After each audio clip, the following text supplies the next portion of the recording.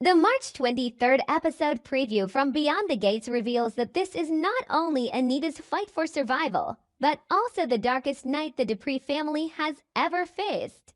When Anita is rushed to the hospital and suddenly asks to sign a do not resuscitate order, the entire family is thrown into chaos. But the most terrifying thing is not only the possibility of losing Anita, it is the shock that could bring Vernon down, the man who has never imagined living in a world without her. One decision, one farewell, one collapse, and the Dupree family may never be the same again. But there are nights when money cannot buy more time, when status cannot slow the fall of life itself, and when all the pride of a powerful dynasty suddenly becomes cruelly small before the sound of a heart monitor, before the cold white hospital lights, before signatures that can decide the fragile line between holding on and letting go. The night Anita was taken to the hospital because of severe complications was not just a critical night for a woman battling illness. It was the night everything the Dupree family had tried to protect for years was laid out on the operating table along with Anita's exhausted body. It was the night love turned into pressure, loyalty was pushed into obligation, and private pain was dragged into the light and transformed into a battlefield for anger, blame, fear, and shame that no one had the strength to hide anymore. Anita did not fall like someone suddenly defeated. Monica understood that better than anyone. From the moment Anita's numbers began to worsen, from the moment her body reacted violently to complications everyone had tried to reassure themselves were still under control, Monica realized this was no longer a temporary crisis. She saw in Anita's eyes a cold, painful, but unmistakable sense of preparation. As if Anita had quietly reached the final stretch of her journey and was only waiting for the moment when the truth would have to be spoken aloud.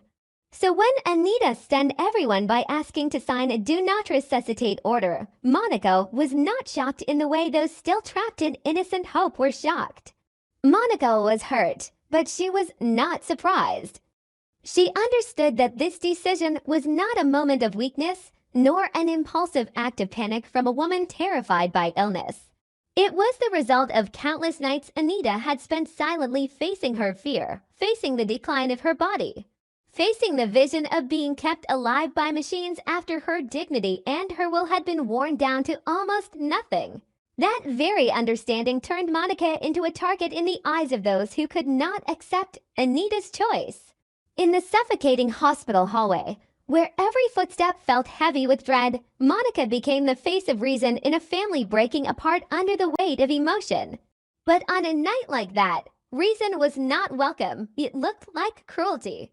It was mistaken for a coldness that accepted an ending far too quickly, an ending the rest of them wanted to reject at any cost. Every time Monica tried to keep her voice steady, every time she said Anita's wishes had to be respected, the tension in the air thickened. Because too many of them, those words sounded no different from being told they had to prepare to lose her forever. The one who reacted most violently was, of course, Vernon.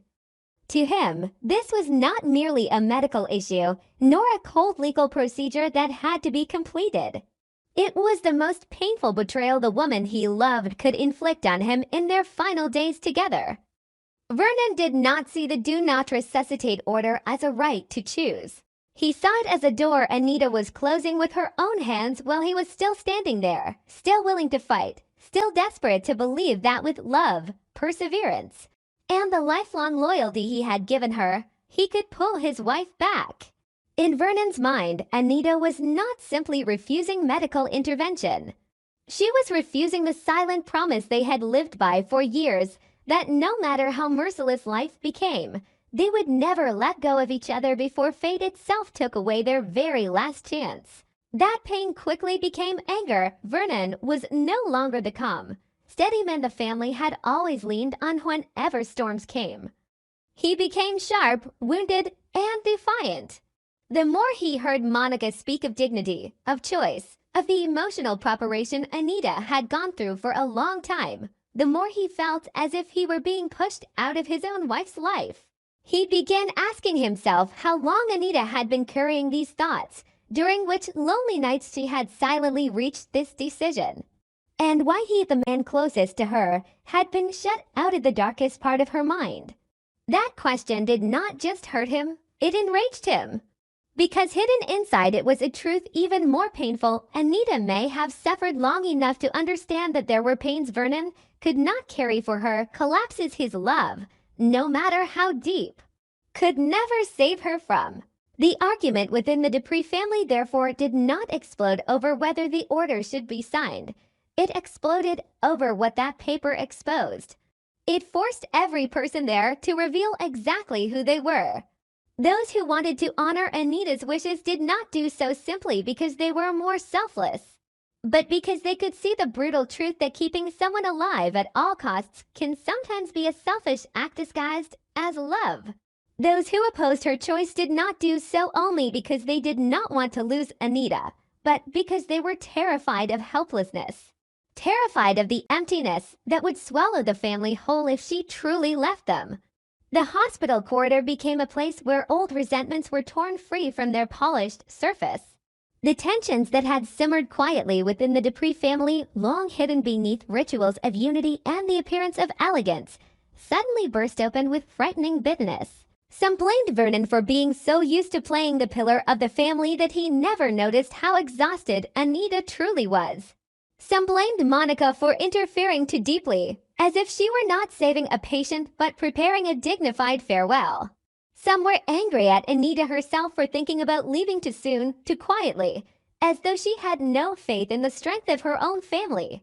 Others could not bring themselves to blame anyone, so they turned on fate instead, cursing the illness that had transformed a woman who had once been the proud soul of Fairmont Crest into the center of a struggle so violent it made everyone around her look distorted. The more they argued, the more obvious it became that not all of them were truly fighting for Anita. Many were fighting to protect their own way of dealing with loss. Many were simply defending themselves against the guilt they would have to carry if Anita were gone tomorrow. In the middle of that chaos, Anita woke for a rare brief moment. It was not long enough to create a miracle, but it was enough to shatter the last of Vernon's defenses. Because Anita did not use that sliver of consciousness to beg to be saved, did not cling to hope the way he had prayed she would, did not soften her voice and reassure everyone that she would keep trying. What Anita wanted in that moment was simply to keep control over the final moments of her own life. That painful calm cut deeper into Vernon than any diagnosis ever could. She did not see death as the only enemy. What frightened her more was seeing Vernon broken because of her, seeing the man who had spent his whole life beside her crushed by a despair he could not cure. To Anita, allowing Vernon to watch her life be prolonged through agony, to watch her lose her dignity and lose herself piece by piece, was the cruelest thing of all. That truth seemed to take the air out of Vernon's chest. When he stepped out of the hospital room, he was no longer a man trying to fight a decision. He was a man who had just realized that his wife loved him enough to cut her own heart out of his life before illness could do it in an even crueler way. But understanding is not the same as accepting. That is where Vernon's tragedy became most violent. He was split into by opposing instincts. On one side was the love that wanted to honor Anita, to let her leave in the way she had chosen, not turn her final hours into torture in the name of hope. On the other side was the raw, selfish, painfully human fear of a husband who could not imagine his own existence in a world without his wife. The harder he tried to stay calm in front of the children and grandchildren, the more he felt panic growing inside his chest like an underground wave. He remained standing through the last remains of his pride, but inside he was collapsing under every cold confirmation from the doctors about the worst possible outcome. That confirmation eventually pushed him beyond his limit.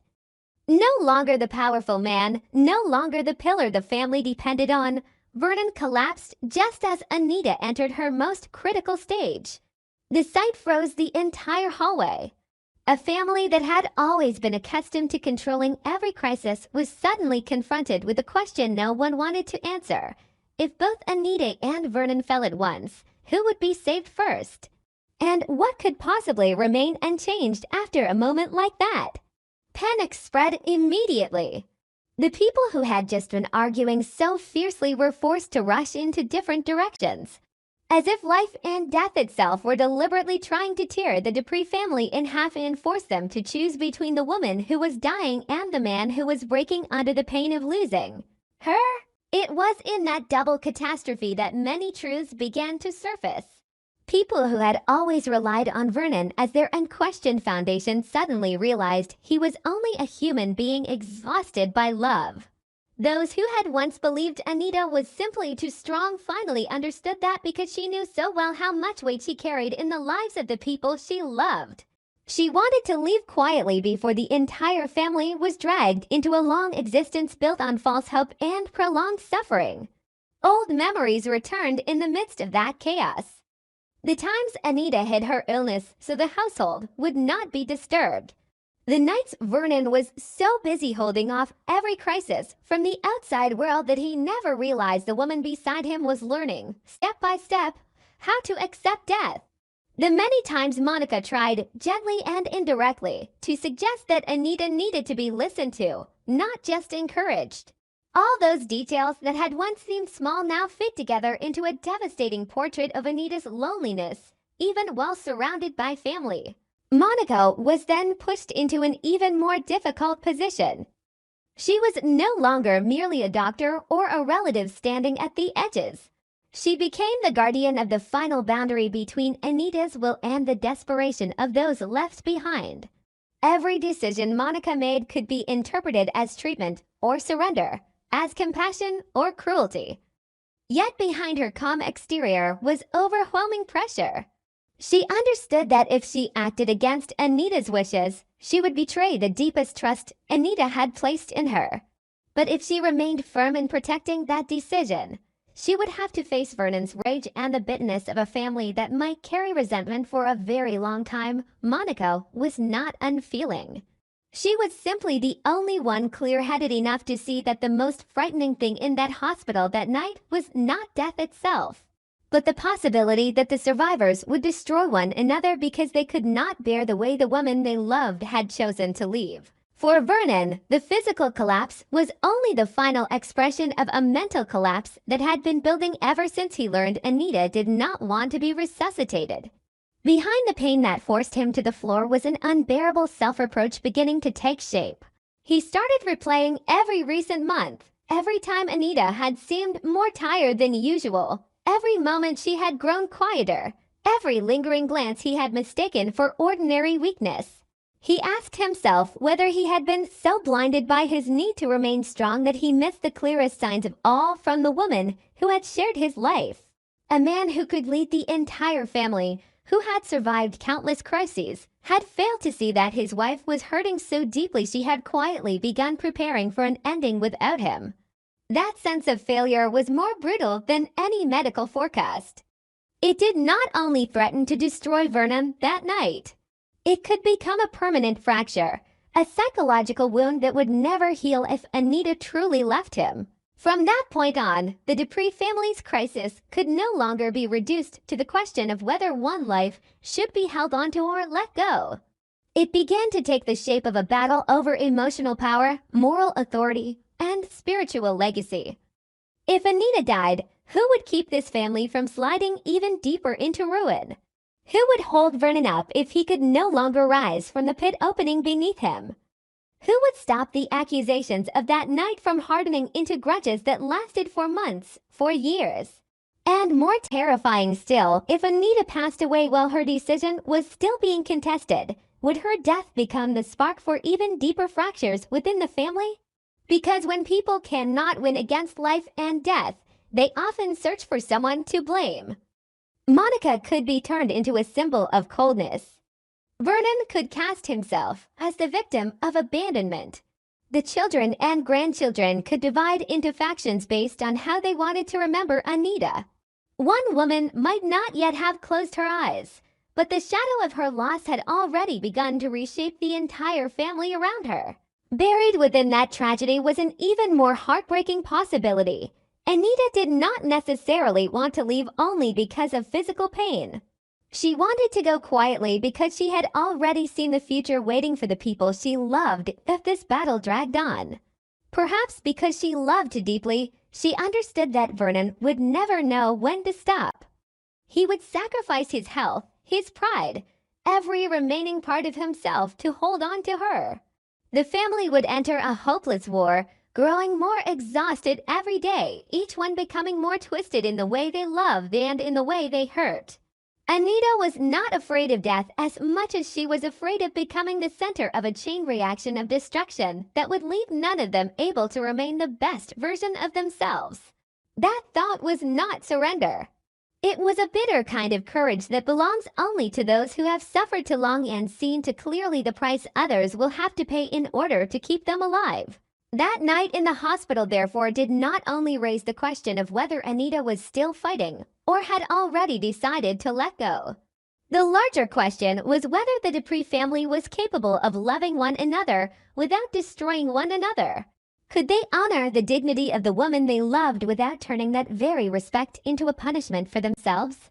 Could they accept that family power, wealth, influence, and pride could not command life and death? Or, in the end, would their helplessness in the face of death transform their pain into a weapon pointed at each other, making that night the beginning of a separation even deeper than Anita's departure? Before dawn ever arrived, everything in that hospital was still suspended above the edge. Anita lay on one side of a line as thin as thread, while Vernon became the living embodiment of the most painful question no one dared to speak aloud. How does a person keep living when the heart has already begun to lose its reason to beat? No one in the Dupree family walked out of that night unchanged. Because whether Anita survived or not, the truth had already been laid bare. She had suffered more than any of them had known. Vernon had been more fragile than any of them had believed. Monica had been forced to choose between saving a body and protecting the will of a soul. And the entire family had witnessed the moment when power became utterly useless. Perhaps what the Dupree family lost that night was not only their sense of safety. They lost the illusion that they could control every tragedy if they were rich enough, wise enough, united enough. They lost the belief that love always means holding on. And most painfully, they lost the last innocent way they had ever looked at Anita, because she was no longer the invincible symbol of the family. She became something far more real, a woman who was very tired, in very great pain, and very brave in her desire to leave without dragging the people she loved down into the abyss with her. That, more than anything, was the deepest cut into Vernon's heart, into the family's pride, and into the entire world they had built on so much confidence and dignity. If this was only a temporary crisis, it would still leave scars. But if it was the beginning of an irreversible farewell, then that night would forever remain the night the Dupree family learned that some losses do not begin when the heart stops beating. They begin the moment a loved one looks into your eyes and silently asks for permission to let go.